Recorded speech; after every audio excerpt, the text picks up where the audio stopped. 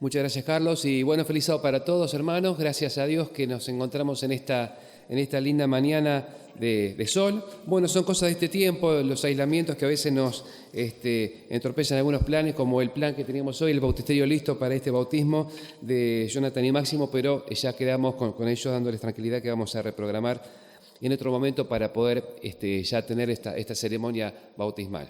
Y otro de los fenómenos que hay en este tiempo es el fenómeno que está siendo estudiado como la gran renuncia.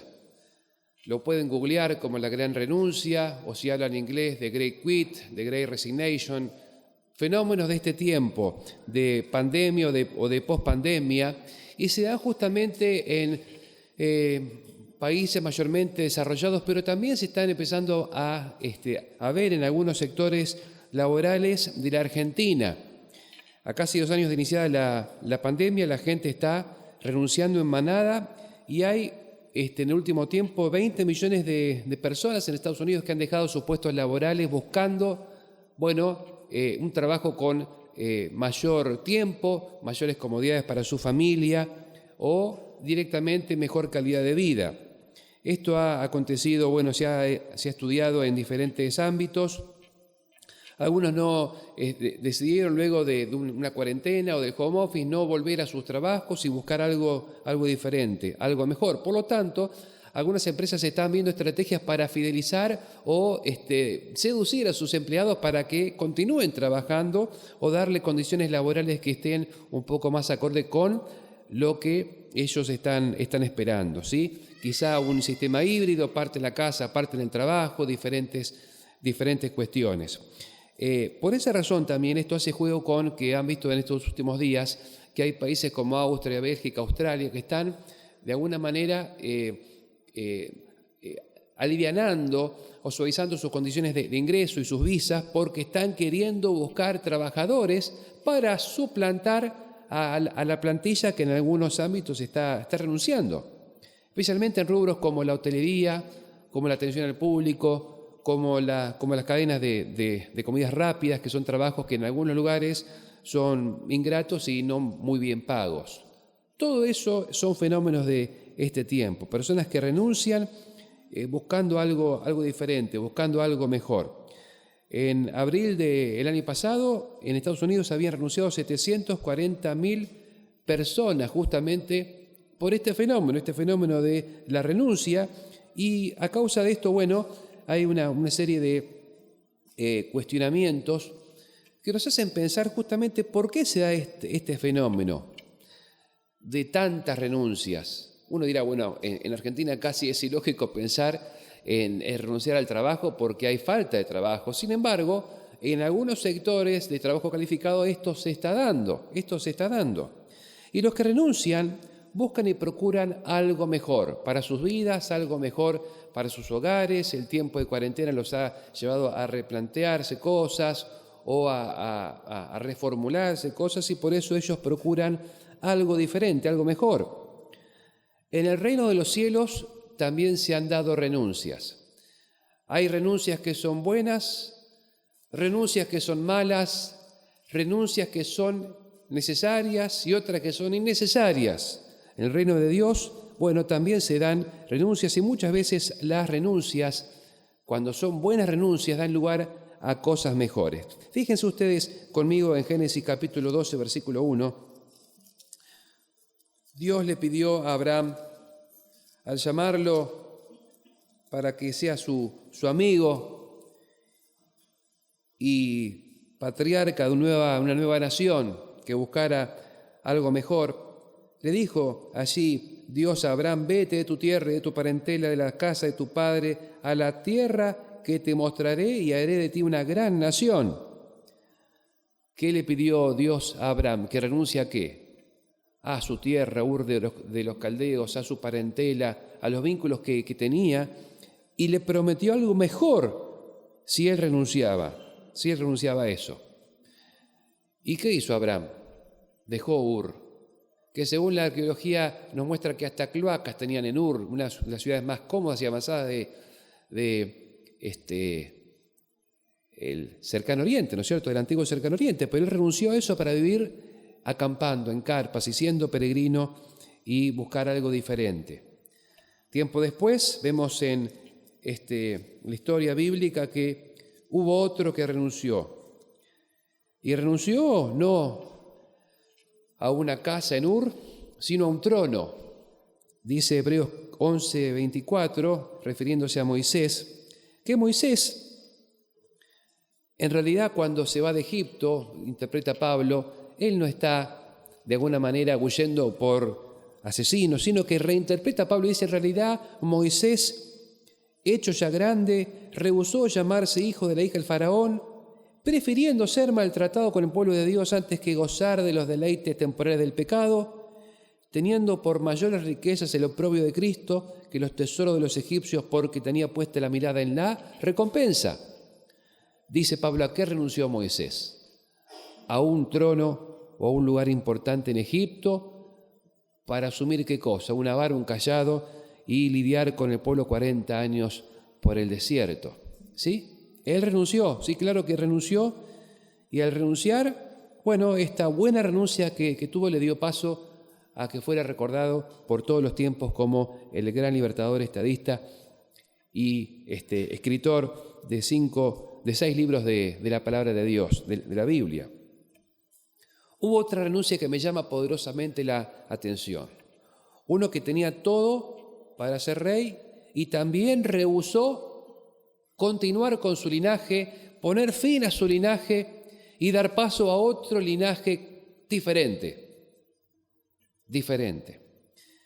Primera de Samuel 23:16 nos refiere justamente la renuncia de Jonatán. Jonatán era el hijo primogénito de Saúl, candidato a ser rey. Sin embargo, fíjense, Jonatán supo que Dios había ungido a otro. Y Jonatán, que insisto, como dije en otros sermones, es uno de los hombres más nobles de la Biblia, a los cuales será uno de los primeros que quiere entrevistar en el cielo. Fíjense allí en 1 de Samuel 23:16, que Jonatán, hijo de Saúl, se levantó, vino a donde estaba David, fugitivo, escondido, en Ores, y lo reconfortó en Dios, diciéndole, no temas, pues no te hallará la mano de Saúl mi padre, tú reinarás sobre Israel y yo seré tu segundo. Hasta mi padre Saúl lo sabe. ¿Qué renuncia la de Jonatán? Renunció a continuar con su linaje, el linaje de Saúl, y dijo, hasta acá llego yo, y yo voy a ser tu segundo, y vas a ser el que inicie un linaje completamente diferente. Qué maravillosa, notable esta renuncia de Jonatán. Pero hubo algunas otras renuncias que no fueron tan fastuosas, porque renunciar a un trono, ¿sí? Renunciar a la corte como Moisés, renunciar a una hermosa casa como en Ur de los Caldeos, bueno, es renunciar a mucho. Sin embargo, hay dos que renunciaron a poco, pero eso poco que tenían era lo único que tenían, lo único que ellos tenían. Hubo uno, así chiquito como los que están ahí, desparramados, que renunció a su merienda. Su merienda era lo que tenía para comer ese día. 5 pancitos y 2 peces. Lucas 9:14 nos dice que había como 5.000 hombres y mujeres reunidos con hambre. El Señor los hizo sentar y preguntó, ¿hay algo por acá? ¿Hay algo por acá? Y bueno, hubo uno que ofreció sus 5 panes y 2 peces. Y dice Lucas 9:16 que Jesús tomó esos 5 panes y 2 peces, levantó los ojos al cielo, los bendijo, partió, dio a sus discípulos y se multiplicó y comieron y se saciaron y sobraron como 12 cestas de fragmentos o de sobras, ¿no es cierto?, pedazos de esos panes y peces. ¿Qué les parece? Una pequeña renuncia, pero era grande porque era su única merienda.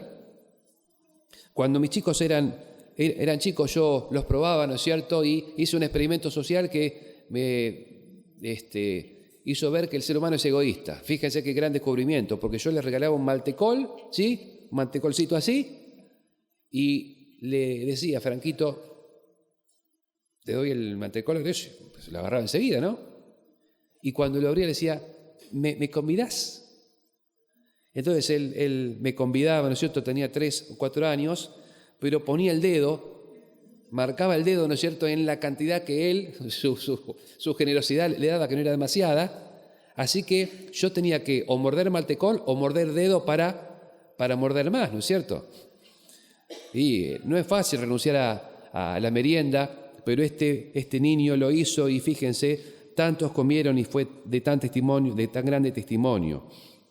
Hubo también otra mujer que renunció a muy poco, pero eso poco que tenía era lo único que ella tenía, para ella y para el hijo.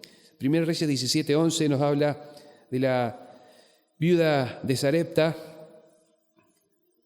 que Dios mandó a Elías que la visite y Dios mandó a Elías que le pida eso que él tiene, que es lo último que le está quedando, que era poco, cuantitativamente hablando, pero mucho, porque era lo único y lo último que tenía.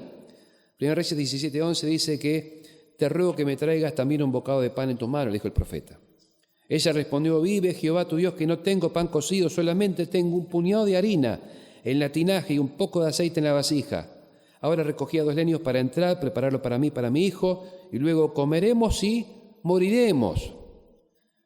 Y entonces insistió Elías y le dijo, dame eso, primero a mí. No es que tenía un hambre desesperante o que era un exigente, egoísta, sino que Elías quería, en nombre del Señor, hacer que esa mujer renuncie a eso poco para que reciba mucho más. Dice allí, Elías le dijo, no tengas temor, ve, haz como has hecho, como has dicho, pero hazme con ella primero una torta cocida debajo de la ceniza y tráemela. Después la harás para ti y para tu hijo. ¿Y qué pasó?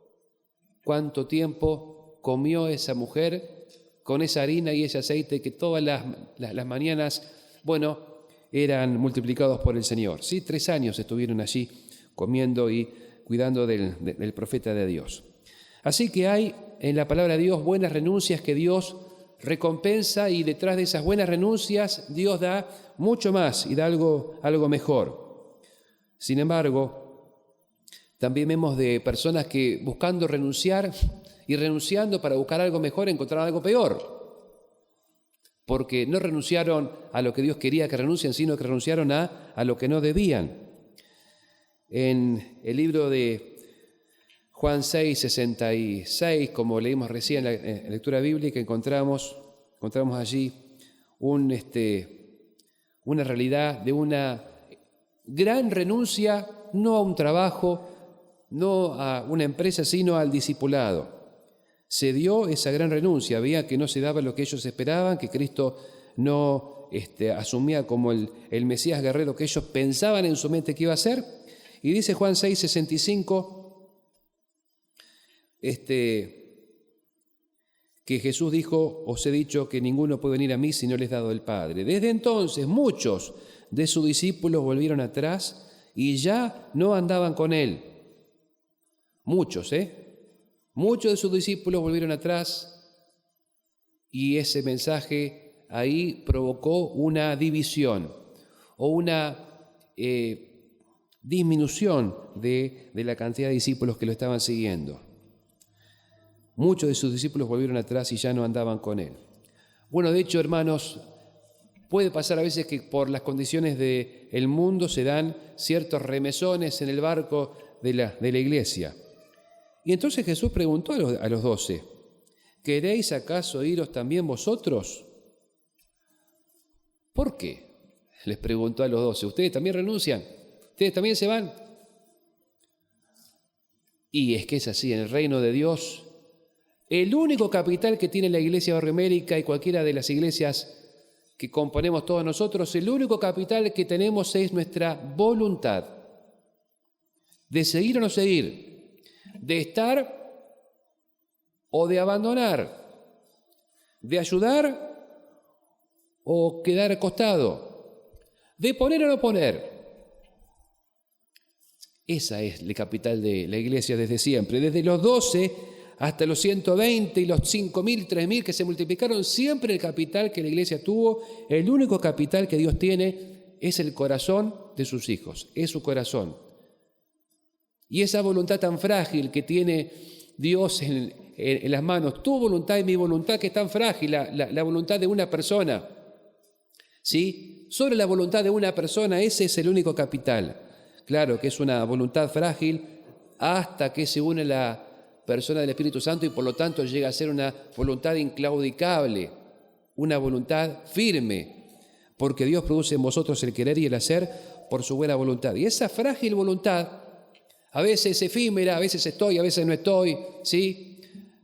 Esa voluntad de Pedro estaba creciendo y por eso Pedro responde: Señor, ¿a quién iremos? Tú tienes palabras de vida eterna. Así que ellos, bueno, cuando todos se iban, ellos quedaron. Ellos no renunciaron. Quizás acá en la villa no estamos notando, hermanos, porque acá las condiciones han sido diferentes porque, bueno, el municipio está mayormente guiado, dirigido por personas adventistas, por lo que esta comunidad representa. Y el panorama de la iglesia es no tan diferente a lo que era antes de la pandemia. Sin embargo, ustedes van a ver, si tienen amigos en otras iglesias o siguen páginas de otras iglesias, que en otras iglesias un sábado por la mañana no hay un 70%, 60% de la iglesia, sino que hay ¿cuántos? ¿Han visto otras iglesias ustedes? ¿Han visto otras iglesias, otras páginas de otras iglesias, otros sermones de otras iglesias? ¿Cómo está la situación? ¿Será que la gran renuncia se está dando en nuestra iglesia? ¿O es algo temporario, pasajero, por la tercera ola, por lo que sea? Y cuando bajen las aguas de este diluvio, ¿cuál será el paisaje? Eso es lo que me pregunto yo, ¿cuál será el paisaje? De hecho, bueno, estos cambios que se han dado en la asociación de reestructurar, de alguna manera obedecen a fortalecer esta nueva etapa de la iglesia. A mí me están sacando esta iglesia, que es una iglesia grande, y me estaban dando 3. Pero recién el presidente me dijo, no, van a ser 4 en realidad. Miren que los presidentes son pícaros, ¿no es cierto? Van a ser 4. Así que me sacan esta, que es grande, y me dan 4. Y de esas 4, una está moribunda y otras 2 están muertas, hay que reabrir después de 2 años. La renuncia no se da solo en las cadenas de hamburguesas de comida rápida en Estados Unidos o en las empresas de Australia o de Bélgica. No, se puede dar también entre nosotros, a menos que nuestra voluntad se una a la del Espíritu Santo. Y como Pedro en ese momento, digamos, ¿a quién iremos si tú tienes palabras de vida eterna? ¿A quién iremos? Sin embargo, cuando las situaciones se ponen complicadas, algunos, desaparecen. Fíjense el caso de 2 Timoteo 4:10. Pablo habla de 2 en realidad, que cuando el viento vino en contra, desaparecieron y no se los vio más. Dice 2 Timoteo 4:10, porque Demas me ha desamparado, amando este mundo. Demas era uno que estaba con Pablo y parece que vio un negocio, algo, y se fue, ¿no es cierto? Renunció. Seguramente no habrá terminado bien aquella renuncia. Y hubo otro que, también, cuando la situación vino difícil, complicada, aflojó. Hechos 15:37 nos habla de Juan Marcos, sobrino de Bernabé, mentor de Pablo, y dice de Juan Marcos que Bernabé quería llevar consigo a Juan Marcos, el que tenía por sobrenombre Marcos, pero a Pablo no le parecía bien llevar consigo al que se había apartado de ellos desde Panfilia y no había ido con ellos a la obra. El tío quería confiar de vuelta en su sobrino, Pablo no, y ahí se separaron, uno con Silas, otro con Juan Marcos. Marcos se fue, volvió y se recuperó su lugar en la misión. Buenas renuncias, malas renuncias necesarias que permiten justamente seguir adelante, porque es como un lastre. Dice San Pablo, despojémonos de todo peso del pecado que tenemos y así podemos correr la carrera que tenemos por delante. Hay renuncias que hay que ir haciendo periódicamente mientras vamos avanzando. Dice Tito 2:11 que una renuncia fundamental para el cristiano, que si no la hace en algún momento lo va a sacar de carrera, es la renuncia al mundo. Dice la gracia de Dios, Tito 2:11, la gracia de Dios se ha manifestado para salvación a toda la humanidad. Y nos enseña que renunciando a la impiedad y a los deseos mundanos, vivamos en este siglo sobria, justa, piadosamente, mientras aguardamos la esperanza bienaventurada y la manifestación gloriosa de nuestro gran Dios y Salvador Jesucristo. O sea que si esperamos a Cristo, si esperamos a Jesús volver, para que la esperanza siga estando donde debe estar, tenemos que renunciar a la impiedad, a los deseos mundanos y vivir en este siglo sobria, justa y piadosamente. La renuncia al mundo permite que sigamos esperando a Cristo. Si no, esa esperanza se va poco a poco a ir apagando. Incluso, en algún momento, se puede dar el hecho de tener que elegir entre nuestras cosas y nuestra fe. Lucas 14:33, Jesús anticipa y dice, ojo, que en algún momento van a tener que elegir entre sus cosas o entre su fe. Y dice, así pues cualquiera de vosotros que no renuncia a todo lo que posee no puede ser mi discípulo. El que no renuncia a todo lo que posee, bueno, a veces tiene que elegir. Ustedes saben que en el gran incendio del sanatorio Battle Creek, del cual ustedes conocen, algunos habrán leído, un sanatorio grande que había crecido demasiado, que tenía la iglesia, el primer sanatorio, y bueno, se quemó por el año 1890 y pico. Y había una gran cantidad de pacientes en ese sanatorio, pero ninguna vida se perdió. Ninguna vida se perdió excepto una sola persona que murió. ¿Cómo puede ser que un fuego tan grande que devastó todo el sanatorio, todas las vidas hayan sido preservadas excepto uno? Es algo terrible. Había un paciente rico en ese sanatorio que se llamaba, o al que le decían el viejo Case. Mucha gente usaba el sanatorio como spa. Vivía ahí, alquilaba ahí una pieza guitarra en forma permanente, porque ahí tenían comida rica y saludable, ahí tenían masajes, ahí tenían tratamientos, era como un geriátrico de lujo. Y allí vivía el viejo Case, que era un hombre rico. Cuando, se da la alarma del fuego, todos tienen que ser rápidamente evacuados por enfermeros ayudantes y todos fueron preservados y evacuados, pero hubo uno que decidió volver atrás para buscar en su pieza la valija en la cual tenía todo su dinero. Y ese fue el viejo Case, que entró al sanatorio, pero no salió. Algunos entre el dinero y la vida eligen el dinero. Y Jesús dice, tienen que estar en algún momento ustedes preparados para elegir, si hace falta renunciar a las posesiones. Incluso,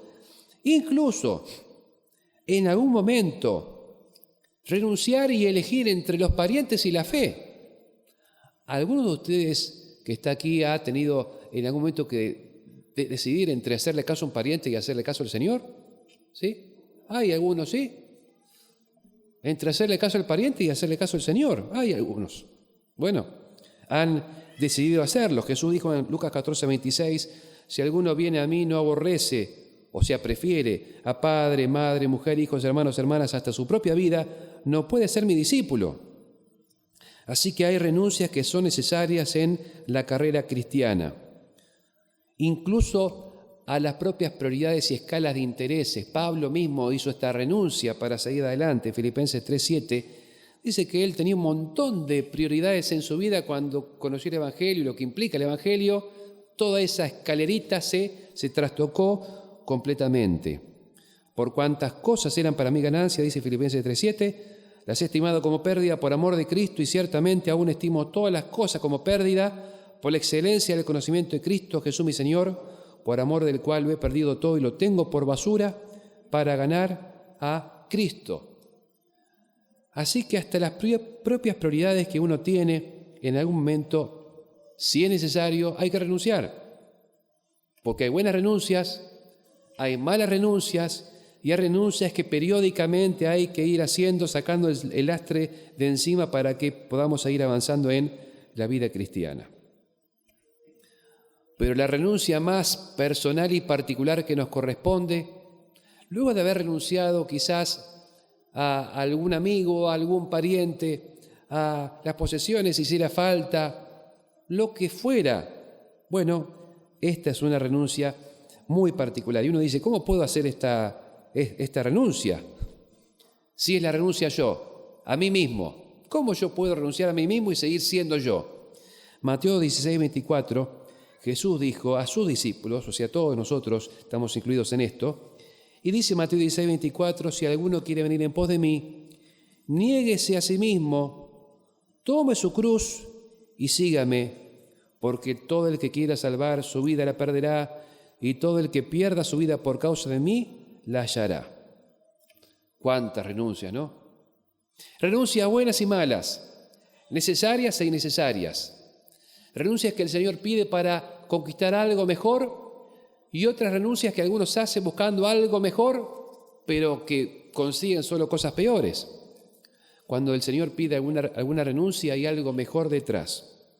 Cuando el Señor no está pidiendo esa renuncia y alguno quiere algo mejor, por lo general lo pierde todo. Todo esto que estamos hablando comenzó con un gran renunciamiento que se llevó a cabo en el año 4 a.C. ¿Sí? En ese año se hizo una renuncia notable, tal como la había profetizado el profeta Isaías, y allí Jesús se hizo hombre. Y Jesús, por el Espíritu Santo, llegó a ser persona humana. Dejó de ser el ángel de Jehová para ser Cristo, Jesús de Nazaret. ¿Cuál es la diferencia entre el ángel de Jehová y Jesús de Nazaret? El ángel de Jehová es Cristo preencarnado, guiando y dirigiendo a su pueblo y teniendo participación directa en el plan de salvación, hasta que en el 4 a.C., ahí pasa a ser ya no más el ángel de Jehová, ya no más omnipresente, ahora pasa a ser uno con nosotros. Jesucristo, hombre. Y hombre no por 30 años, no hombre para subir a la cruz, hombre también para resucitar, hombre para decir, miren y tóquenme, que soy yo, hombre para comer pescado, hombre para subir al cielo y ser el Hijo del Hombre, no solamente en la tierra, sino en el cielo. Así que todo esto tiene sentido porque la mayor renuncia, cuando hubo que hacerla, se hizo, y fue la de Jesús. Filipenses 2:5 nos dice Pablo, hablando de ese renunciamiento maravilloso, de ese vaciamiento de Cristo, que se vació de todo para ser uno con nosotros. Haya pues en vosotros, dice, este sentir que hubo en Cristo Jesús. Él renunció, Él se vació, Él dejó todo, y este sentir es para nosotros, porque siendo en forma de Dios, no estimó el ser igual a Dios como cosa que aferrarse, sino que se despojó a sí mismo, tomó la forma de siervo, se hizo semejante a los hombres, más aún hallándose la condición de hombre, se humilló a sí mismo, haciéndose obediente hasta la muerte y muerte de cruz. ¿Qué mayor renuncia que esta? ¿Qué mayor renuncia que esta? Dios hecho hombre, Dios tomando la forma de hombre. Ya no soy más el ángel de Jehová.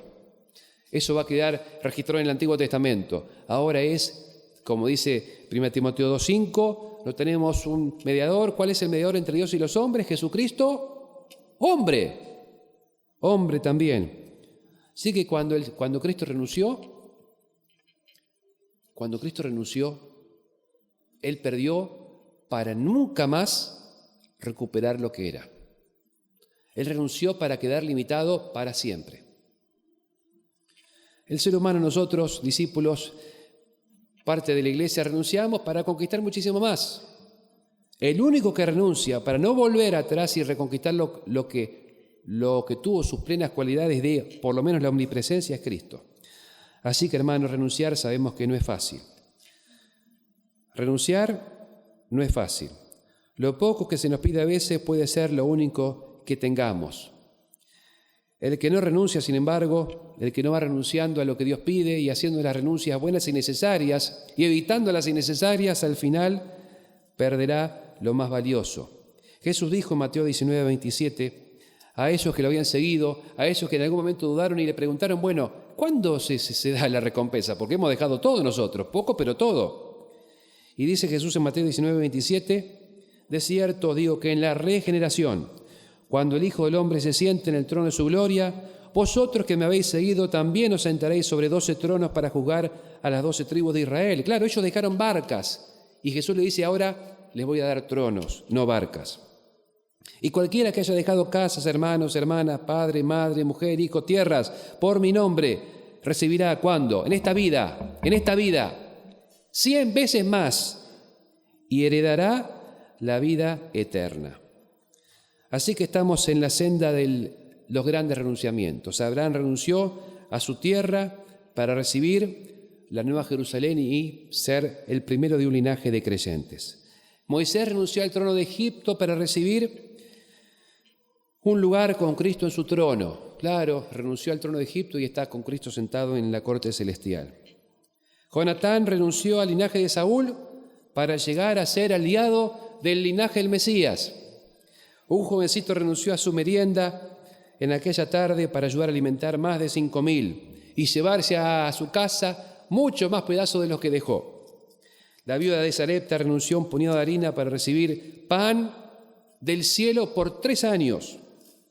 Los 12 renunciaron a sus barcas para obtener 12 tronos, cada uno su trono.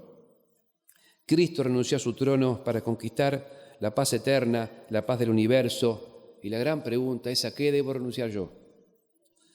A quizás un plan, un sueño, un hábito, un rencor, un vínculo unido a mí mismo. ¿A qué tengo que renunciar yo? ¿A lo que tengamos que renunciar? ¿A lo que sea que renunciemos? Hay algo a lo que nunca vamos a tener que renunciar. A lo que nunca deberemos renunciar.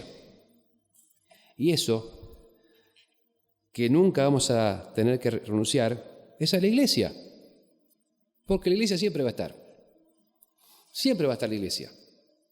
Por eso me gustaría preguntar, tanto como preguntó Jesús a sus discípulos, ¿sí? Cuando todos se iban, porque bueno, el mensaje no les estaba llegando lo que ellos imaginaban, o el Mesías no era el poderoso guerrero que ellos imaginaban. Jesús preguntó: ¿y ustedes se van a ir? ¿Ustedes se van a ir?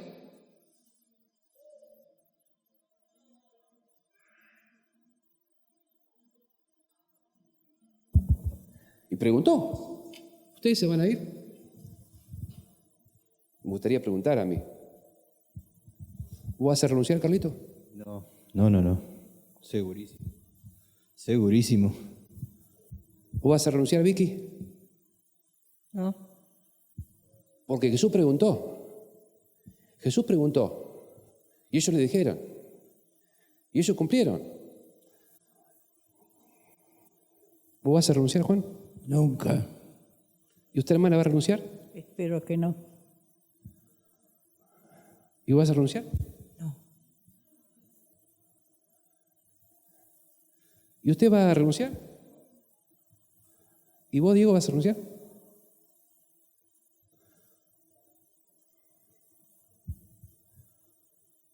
¿Y vos, Andrés, vas a renunciar?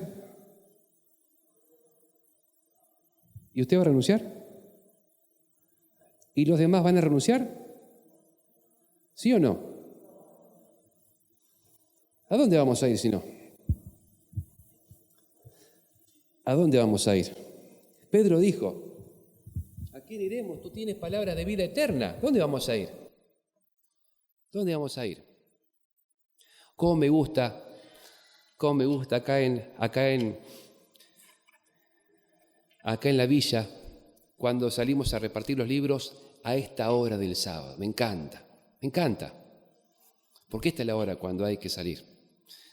Y me acuerdo en otros lugares cuando yo soy de predicar corto, no sé si hoy prediqué muy corto, entre uno y otro sermón iba a visitar a uno a veces, a la hora del culto.